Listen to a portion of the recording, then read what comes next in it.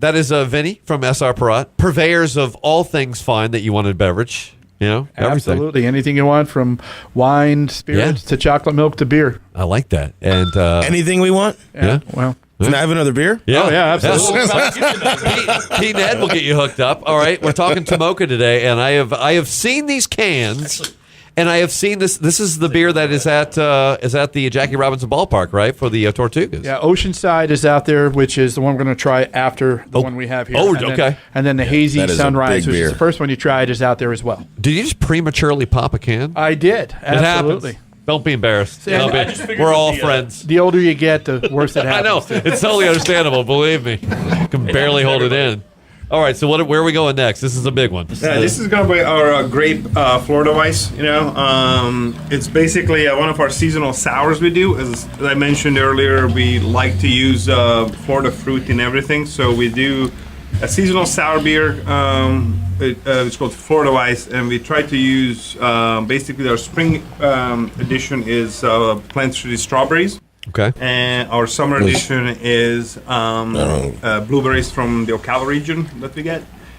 This is our fall edition. It's a Grape Florida Weiss that we actually team up with Lake Ridge Winery outside of Orlando. Right. And whenever they actually harvesting their muscadine grape, they give me grape juice. And then our winter edition is our Tangerine Florida Weiss, which is for a tangerine peel that we use in it. So this is one of the most interesting one I think we do for this series. You know, it is kind of tricky to do because literally, obviously, winemaking is much more finicky. Like literally, the winemaker goes out and tests the grapes every single day, and then when they, you know, like they feel that today is the day. This is perfect, right? Okay, gotcha. Like, so there's no like I'll put it off tomorrow or I'm gonna do it yesterday. It literally has to be on that day. So usually this beer, the way it works, that I get a call at 7 a.m. that we're harvesting today. Come get your juice. So like, gotcha. At that point, it doesn't matter what day it is and what I'm doing, and like I have this like they can't tell me that.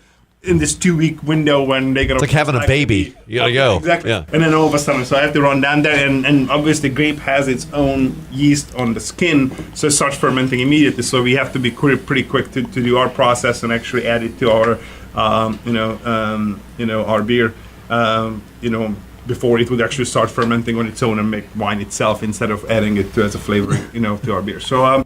This is I really like this one. It's very interesting, and I like the story behind it.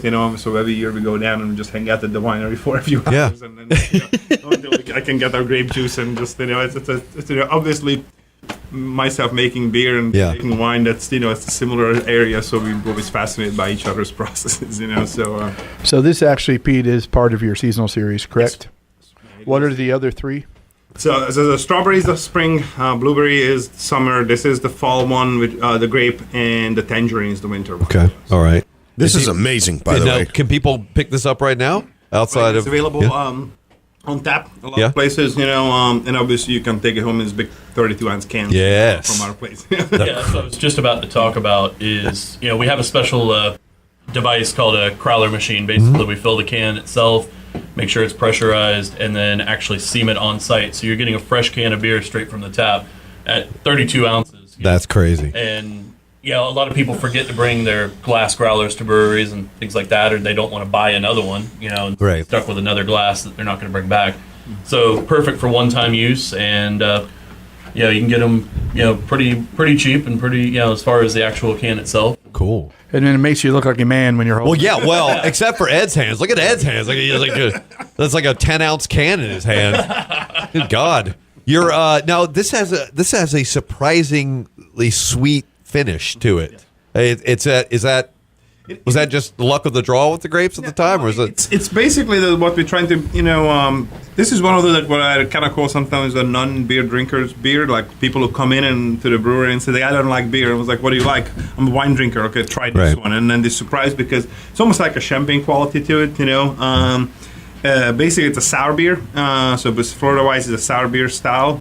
We do. It's low in alcohol. It's only about 4% alcohol. Right. And what we do is basically the same process what yogurt makers do, that we actually add lactobacillus bacteria to our wort and let it sour for about 2 days, and then basically creates that lemony tartness to the beer. So when you're obviously adding fruit to it, that kind of like lemony tartness with the fruitness of, the sweetness of the fruit, plays really well and creates this nice balance. Okay. If you're out with a girl and she says, I don't drink beer, give her that. Yeah, I mean, this is Really? actually... That is perfect. That's the perfect example on it is, this is that beer when somebody says, there's not a beer for me, you can find one for somebody, and this is a perfect example of that, especially somebody that likes like a sparkling white wine or something like that. Right. Just a little bit of the tartness with it. I've used this a lot of times at festivals or events, or even just samplings in bars. Like, hey, you're here for wine. Your friends are drinking beer. Try this. See what you think. And a lot of times, next thing I know, they're ordering 2 or 3 of them. And pretty happy about it. So, and the good part about this is we call it a lawnmower beer. Being 4% alcohol, you can drink 3 or 4 of them, or in my case, 10 or 12, and be all right with the whole situation. And it's good. So it's refreshing. It's nice. It's good, and it's it'll get you through your day when you're out there mowing the lawn. And what Vinny's not telling you is he's drinking 10 or 12 of the 32-ounce cans. Not 12 Again, ounce it's just all because of hand size. Like I have a 12-ounce hand, you have a 30. But I've been called a lawnmower drunk before in the neighborhood, but for a whole different reason. Okay. It's because it's not the same thing. But this is great. This is LUI. Yeah, I can't. It's still in litigation. But I wrote my name in the. Yeah. All right. So that's one of the 4 seasonals, which is great. And then, all right, you've already cracked it open. Let's talk Oceanside. So this is going to be the Oceanside. So Pete, as I'm pouring, you want to go ahead? Well, Oceanside is our white IPA. As I said again, we like to use Florida ingredients in it, so we use Florida grape. Snuck that one in. In it. In white IPA, meaning that the base of the beer has some wheat in it instead of just barley, makes it a little bit sweeter. The hops is really all over from the world. We have New Zealander hops in it, we have Australian hops in it, and American hops in it. The kind of being an IPA, it's more bitter than like the previous 2 beers that we obviously don't use a robust hopping in it. And some hops have different characters, but a lot of hops have a little bit of like citrusy notes to it, So one of the hops we use in it is Cascade, which is a kind of like have a grapefruity note. So that's when we came to the idea of that, just adding actual grapefruit peel to kind of accentuate that grapefruit flavor.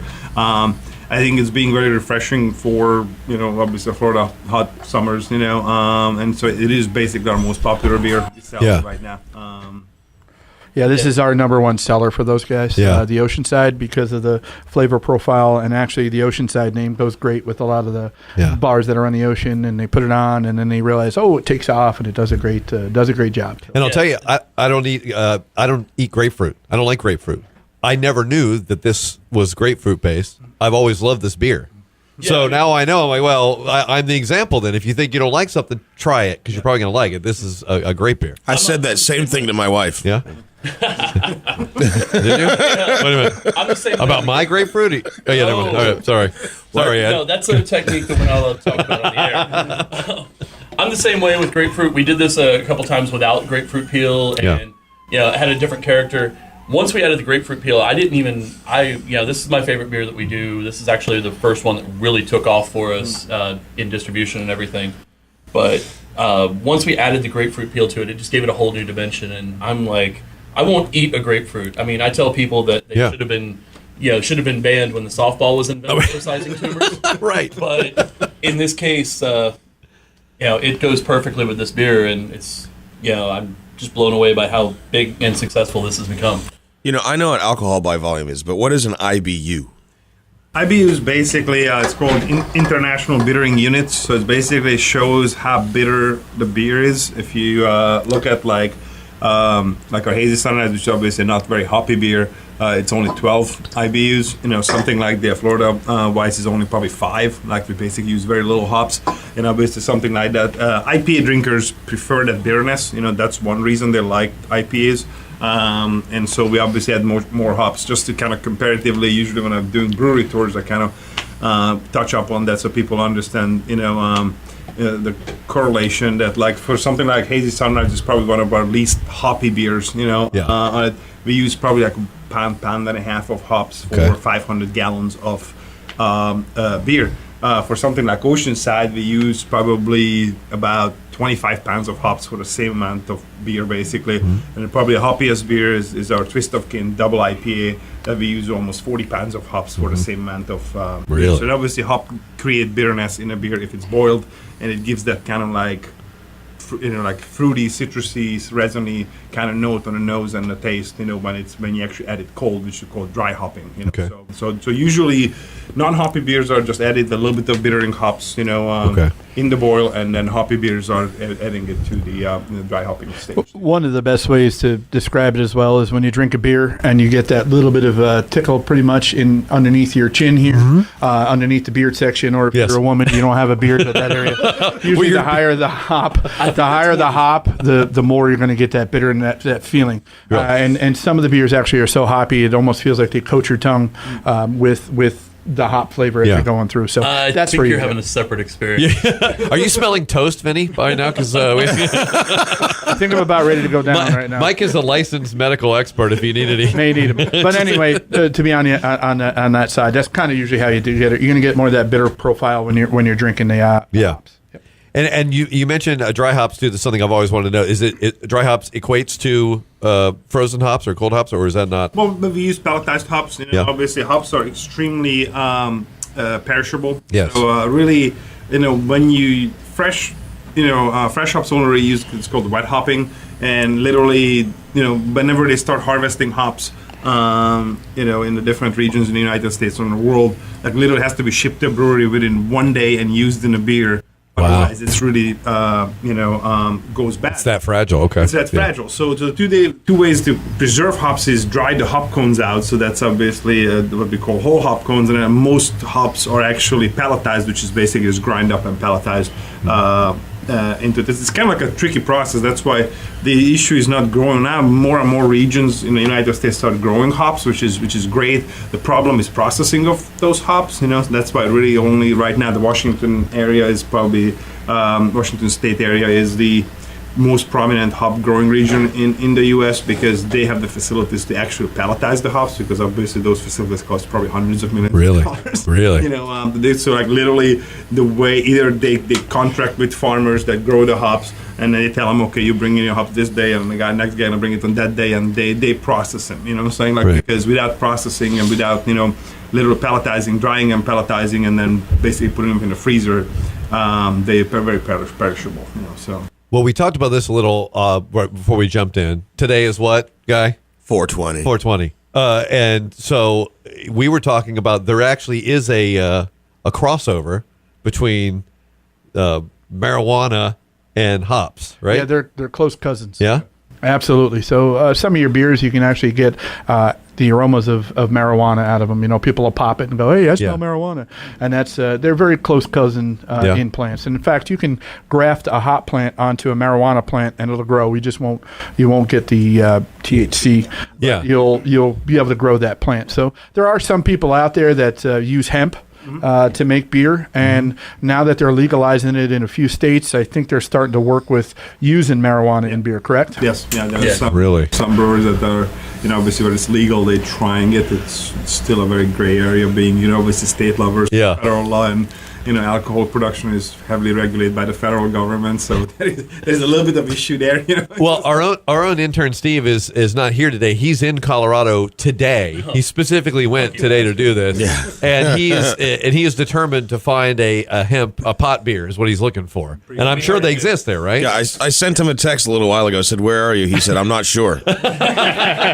He was supposed to go to Coors Field to see the Rockies, but I don't even know if they're home. I think he's just that's what's going on there, but he's just watching it. Yeah. The Rockies are in Pittsburgh, but he's still in the stadium. Right. Good team. Yeah, we'll show him the segment later, and we'll bring him back to center. Just green screen him into. Yeah, that's what you need, just to plop him in there. I love this stuff because it's you just have a beer and you're like, oh, it was a good beer. That beer wasn't for me, maybe a different beer. But when you hear what goes on behind it, it tells you like there's certainly a story for each beer that you make. And you mentioned you have 20? Yeah, we have usually 20 on tap. Wow. We do about 30, 35 beers throughout the year. Obviously, some more seasonal. We have about 10 beers that we call our core beers. Yeah. Available year-round. Anytime you come in, right, it's going to be available, and we distribute it year-round. And then there are seasonals, obviously. There are winter beers for that season, which is doing more bigger beers, the higher alcohol, like the Russian Imperial Stouts or Scotch Ales. And then the summer beers that are obviously a little bit lighter, easier drinking, so we do those, things. So. Hey, Pete, tell them the name of your Russian Imperial Stout. It's called Peter the Great. Peter the Great. Yes. I'll clap for that. I mean, hey, when you're the king, why not do it, right? That's really good. Now, because you have very normal names. Hazy Sunrise, Oceanside. There are a lot of breweries who go nuts with the names. Yes. Is that as extreme as it gets for you? Do you have something in the works? Oh, They actually have they actually have one called Mother Fuggles. Motherfuddles. There's what I'm talking about. I'm just looking at that one right now. Yeah. Believe it or not, Fuggles is actually a hop. Yeah? So, and it's one of the older hops, right? It's one of the first English, hops. yeah, it's an English hop. yeah. It's Right. kind of considered one of the mother Yeah. Yes.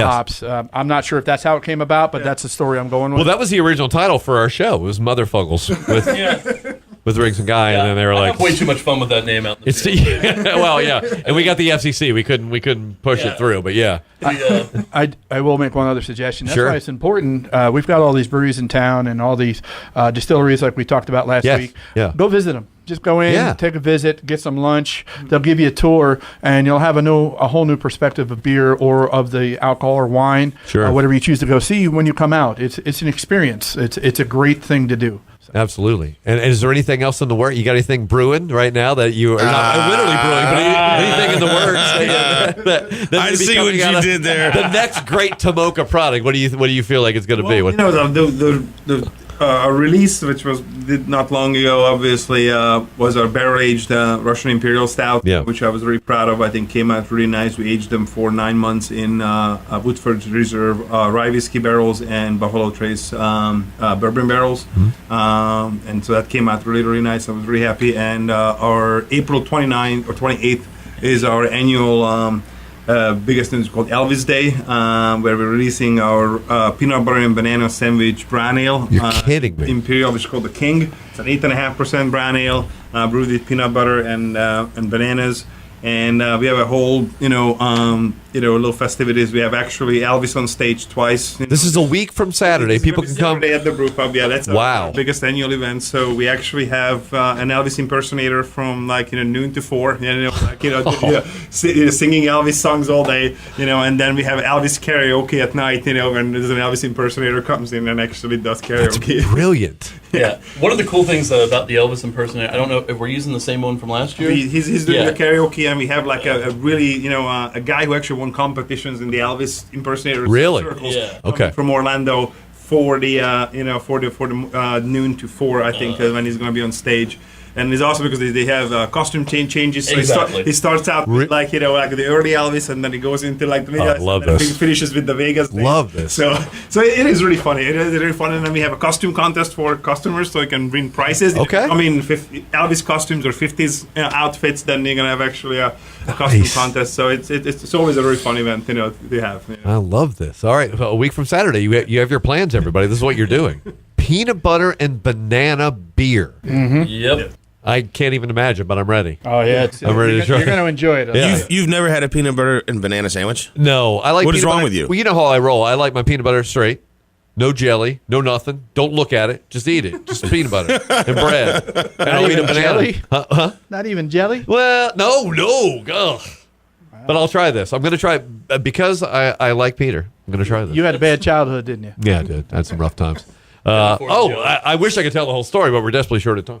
All right, so let's make sure people know, again, where can they chase down all these great Tomoka products? You can get it in package at any ABC, Total Wine, any of your Sharps discount liquor has it. Out in Kenny's out in Edgewater.